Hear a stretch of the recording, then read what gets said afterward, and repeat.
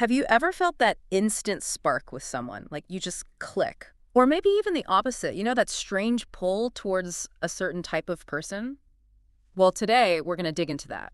We're not just going to chalk it up to chemistry or We're whatever. going deeper. Way deeper. We're talking about a whole new way to think about who you're attracted to and why. And guess what?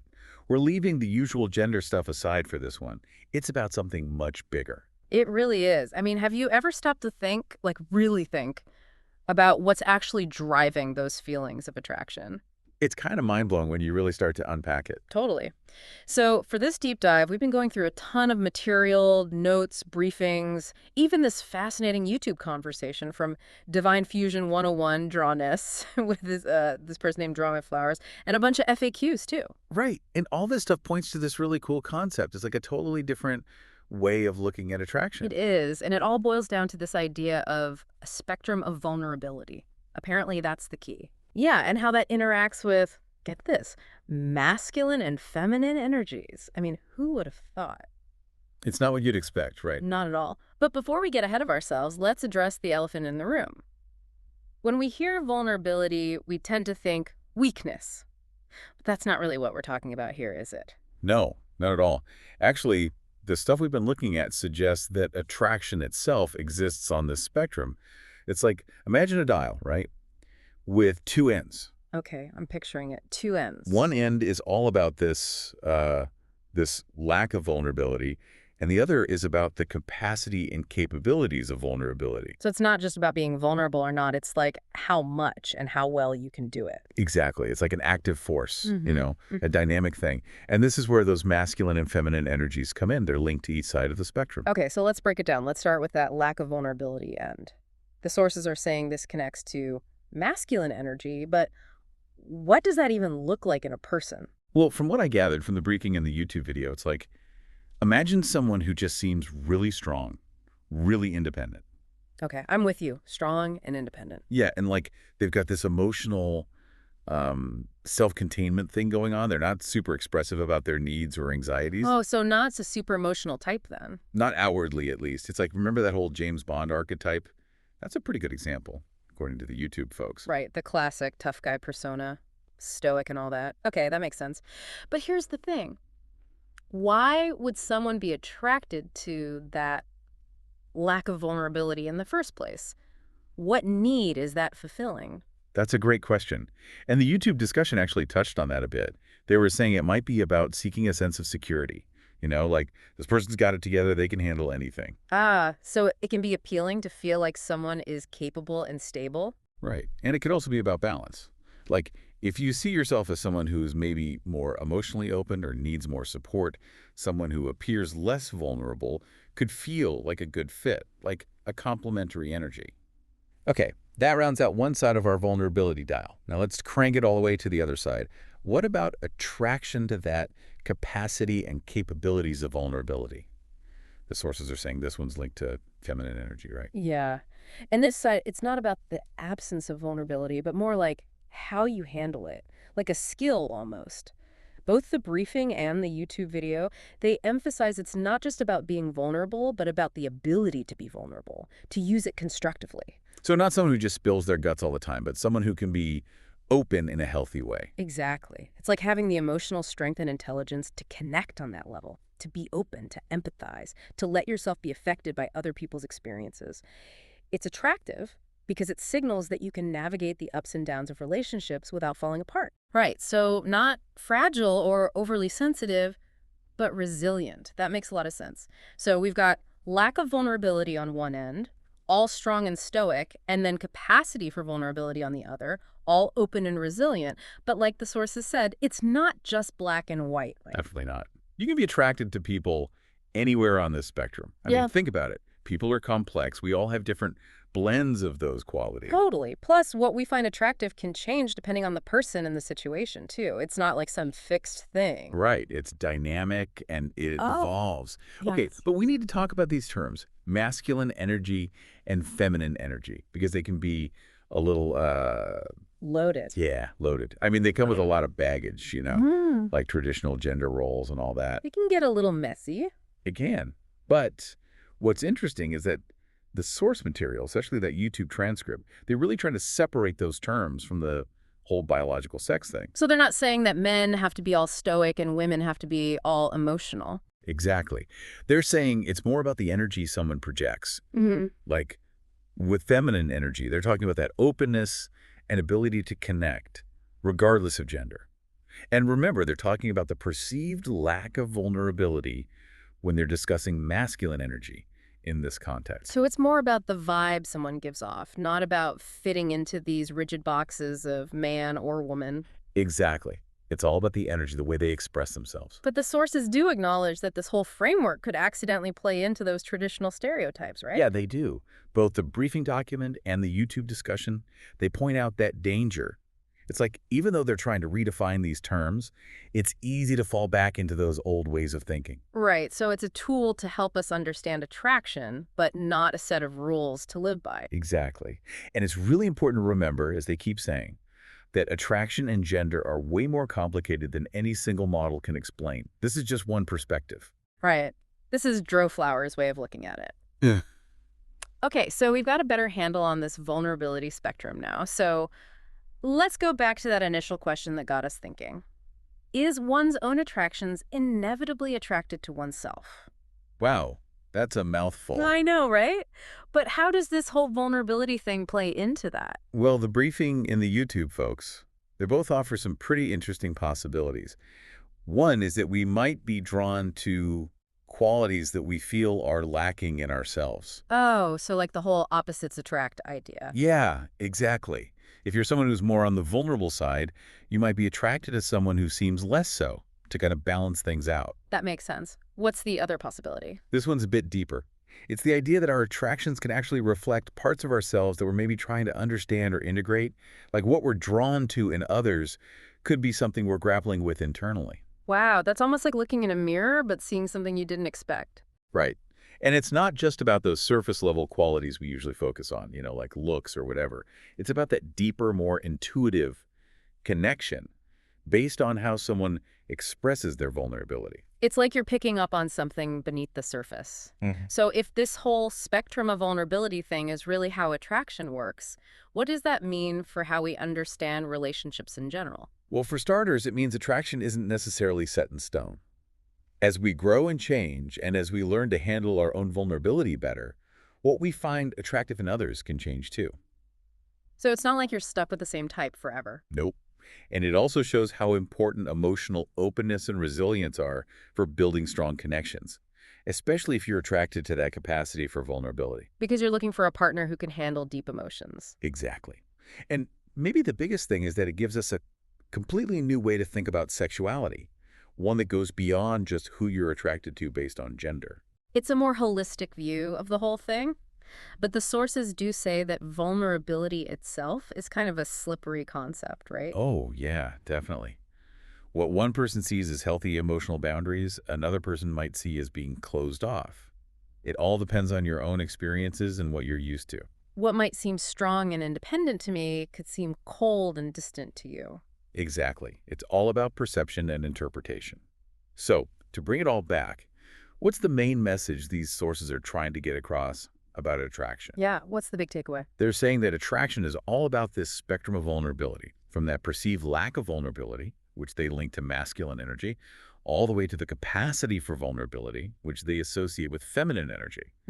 And the really cool idea is that who we're attracted to might actually be showing us something about ourselves. It's like our attractions are a reflection of our own inner world. I love that. Yeah, it's pretty mind-blowing. And remember, like Droflower said, this is just one way of looking at it. One perspective, one piece of the puzzle. But it is a pretty fascinating way to think about why we click with some people and not others. It really is. So, listener, as you go about your day, I want you to think about this. Where do you see these dynamics playing out in your own life? Not just with romantic partners, but with everyone, your friends, your family, even your coworkers. Yeah, think about who you're drawn to and why. What is it about their energy, their way of handling vulnerability that attracts you? And even more importantly, what does that tell you about yourself? It's a whole new way to think about relationships and connection. I know, right? This deep dive has given me a lot to ponder. Me too. But that's all the time we have for today. We hope you enjoyed this deep dive and that it gave you some new insights to chew on. Thanks for joining us, and we'll see you next time. All right, so we're diving deep today into some really fascinating stuff. Yeah. We've got your notes here from March 2025.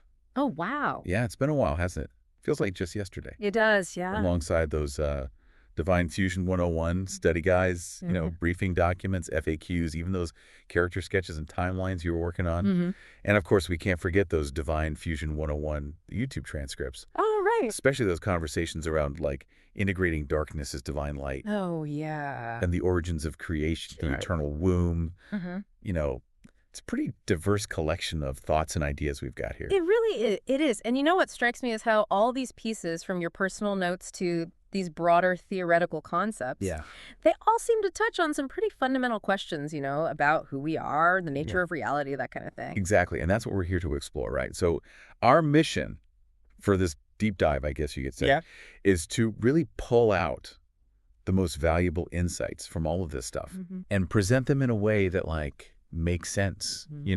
We want to give you that deep understanding, those aha moments, without it feeling overwhelming. Right. And I think one of the core ideas that keeps popping up is this really interesting, almost like paradoxical notion that what we typically think of as darkness, our fears, those parts of ourselves we try to avoid, might actually be a crucial part of personal growth, self-awareness, and even a sense of connection to something bigger than us. Absolutely. Okay.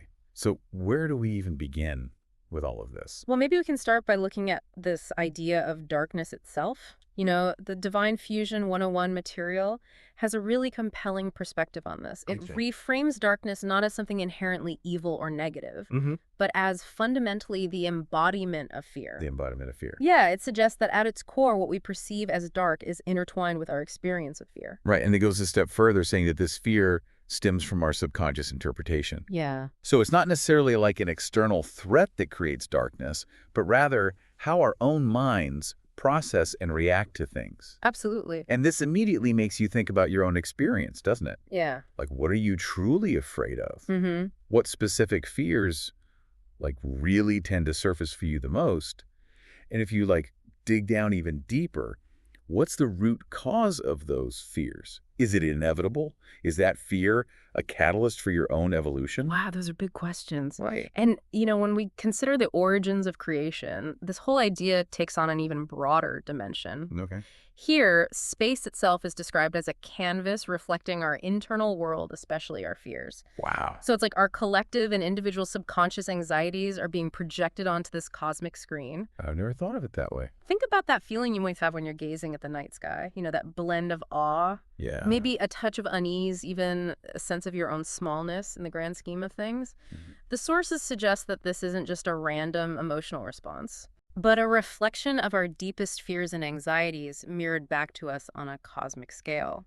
It makes you wonder how your own internal fears could be subtly shaping how you see the world around you, doesn't it? It really does, yeah. It's a pretty mind-bending thought that our inner fears could have this cosmic resonance, It definitely changes how I think about that feeling of awe and insignificance. Absolutely. It's almost like it gives it a meaning. Right. So we're looking at darkness as this manifestation of fear, right?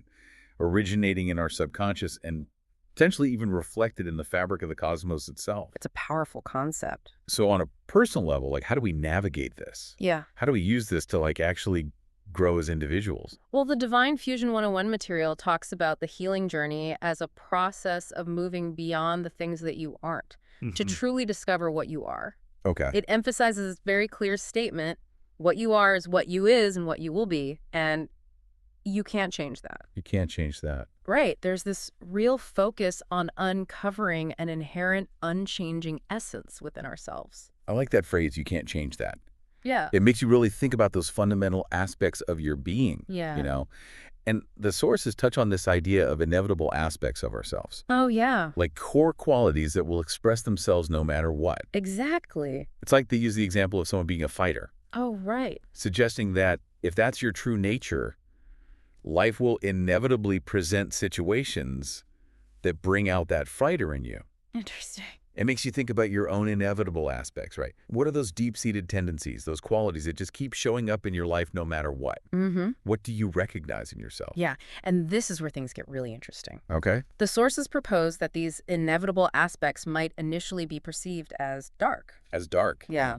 Why is that? Well, because they could represent fears, you know? Okay. Maybe the fear of your own strength, the fear of conflict, or even traits that don't really fit societal expectations. Yeah. So what we might initially judge as a negative or unwanted part of ourselves could actually be a fundamental, unchangeable element of who we are. Hmm.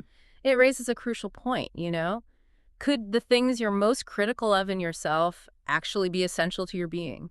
So we've identified these potentially dark, inevitable aspects, but how do we actually work with them? How do we engage with these fears, these seemingly negative inherent traits in a way that helps us grow? Well, this brings us to the idea of integrating these darker aspects as divine light. Divine light. Yeah. The sources emphasize approaching these parts of ourselves with love and nurturing them. Okay. There's this powerful question posed directly to you, the listener. Okay. What are you hiding from yourself deep down inside that you have yet to integrate, that you have yet to love and nurture? It's a powerful question. It's about bringing those hidden, perhaps feared aspects into your awareness and treating them with compassion. It sounds like a call for radical self-acceptance, right? Not just acknowledging these aspects, but actively embracing them, caring for them. Exactly. And the goal, according to the Divine Fusion 101 material, is to transform these aspects into a divine harmonic expression instead of them manifesting as negative intentions or mindless behaviors. Right. So instead of these fears or unaccepted traits causing harm, we aim to alchemize them into something positive and integrated within our whole selves. Exactly. And the sources also acknowledge the influence of societal acceptance on this inner process. Oh, that's a good point. It's understood that when society rejects or stigmatizes certain traits or emotions, Yeah. it creates significant obstacles to individual integration. You know? It makes sense. If you're constantly being told that a part of you is wrong or bad, it's really tough to embrace and love that part of yourself. It's like internalized depression almost. Right. Makes you think about how those external judgments might be hindering your own self-acceptance. Absolutely. And it takes real strength to counter that narrative and embrace those parts of yourself when the world's telling you they're wrong. So we've been talking about this internal journey of acceptance and transformation, which is obviously influenced by the world around us. Yeah. But now I want to explore this concept that might seem a little counterintuitive. Oh, okay. The idea that fear itself could be a pathway to something positive. Interesting. Yeah. The origins of creation introduces this seemingly paradoxical notion that fear is the path to loving this creator of oneself. The interpretation here is pretty nuanced, though. Okay. It's not suggesting a personal deity in the traditional sense, Right. but rather that this inherent desire to be loved that's embedded in this creator figure represents a fundamental impulse for connection that exists within creation itself, I see. including within us. So it's less about a divine being needing our adoration and more about this fundamental drive within existence to connect, to relate. Exactly. Okay, so how does our experience of fear then tie into this universal impulse? Well, sources suggest that by confronting your own fears, you can actually come to a much deeper understanding of yourself and your place within this larger universal context. Interesting. It's through acknowledging and engaging with those unknowns, those things that trigger fear, that you move closer to understanding your own fundamental nature and your connection to this underlying creative impulse. So it's like facing what scares us brings us closer to who we are and how we relate to everything else. It's almost like by acknowledging our fears, we're acknowledging a part of this fundamental desire for connection. Yeah. And the concept of the eternal womb, described as the source of light as intentions, really reinforces this idea. How so? Well, it suggests that creation itself is fundamentally driven by this desire to connect and manifest intentions. Okay. So our personal journey through fear, our own intentions to understand and connect, are all part of this continuous cosmic process. It's like each individual act of courage in confronting our fears, coupled with our innate desires to create and connect, Yeah. they become integral parts of this grand cosmic unfolding. And one of the YouTube transcripts I was looking at even phrases it as, each act of self-acceptance, each moment of facing fear is like a tiny spark contributing to the greater illumination of the universe. Wow, that's beautiful. These are definitely big cosmic ideas, but how do we actually apply them. Yeah, that's the real question, right? How do we Yeah. ground these concepts in our everyday lives? Exactly. Well, the sources acknowledge that translating these profound ideas into daily practice can be a challenge, but they emphasize the importance of inner work, Well, dedicating time and energy to really understanding your own subconscious. got it. Through practices like therapy journaling, even mindful meditation. That makes sense because, as the sources point out, space is a manifestation of our subconscious minds. Exactly. It's like our internal psychological landscape is projected outward onto the world around us. It's almost like if the vastness of space can be seen as a reflection of our subconscious, then our everyday experiences must also be deeply influenced by it. Right. And, think about how different people can react to the same situation. Oh, yeah. So differently. Sometimes it's like night and day. The sources suggest that these varying responses are often rooted in our individual subconscious beliefs, past experiences, and fears. Yeah, it makes you realize how much our past shapes how we see the present. Absolutely. So by actively working to understand your own fears, by consciously exploring those deeper beliefs, Yeah. you're essentially creating space for new possibilities in your life. That's a good way to put it. You're clearing away old patterns, limiting beliefs that are rooted in fear, making room for a greater sense of self-love, connection, and potential. I like that a lot. And this leads us to another significant fear that the sources talk about. Okay. It's the fear of insignificance that often comes up when we think about the sheer scale of the cosmos. Oh, yeah. It's natural to feel small, even unimportant, when you look at the vastness of space. It's that primal fear, isn't it? Like, do I even matter in the grand scheme of things? Exactly. But the sources propose that even this fear can be a powerful catalyst for self-discovery. How so? It can prompt you to ask those fundamental questions. Like what? Like, if I am so small in the face of this immense universe, then why am I here at all? Right. What's my unique role, even if it seems small in this vast cosmic dance? And the answer might not lie in some external validation or achievement, Right. but within ourselves. It all comes back to that interconnectedness, right? Yeah. The understanding that our inner world and the outer world are constantly reflecting and influencing each other. Yeah, our very existence, even if it feels small, is a part of something much bigger. I want to come back to this concept of darkness one more time. Okay. The sources reiterate that darkness isn't inherently negative, more like fertile ground where new possibilities can come from. It's not just the absence of light. Right. It's a space of potential. Like the rich soil where seeds germinate and new life emerges. Right. And this connects to the idea that creation isn't just a singular event, Yeah. but an ongoing continuous process. Yeah, we're still creating even now. Our intentions, Yeah. our desires to connect, our creativity are all integral parts of this ever-evolving cosmic dance.